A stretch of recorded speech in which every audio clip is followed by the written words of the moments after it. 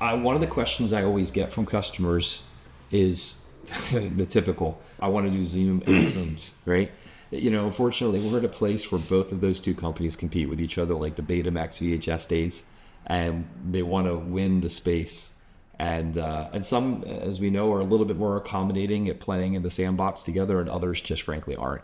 And so it's always a challenge. So how do we attack the challenge of doing Zoom and Teams? What are some of the options that we can do in that front? I mean, you have to focus on what your primary infrastructure is. And sometimes that has to consider even what your primary customer's infrastructure is. Yeah.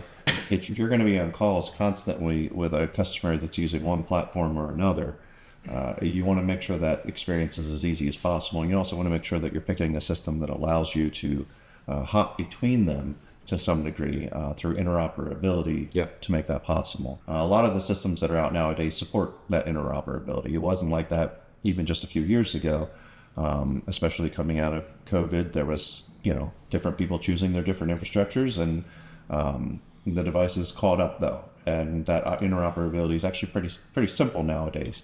What you will miss out on in doing an interop solution tends to be specific features. If you're more of a Teams infrastructure company, you're going to have all the bells and whistles of Teams. But if you join a Zoom meeting, you're not going to have the bells and whistles that native Zoom's infrastructure people are going to get. And so you have to keep that in mind as well. That what are some of the use cases and some of the features that matter to your teams and your groups the most, and then choosing your infrastructure that supports that.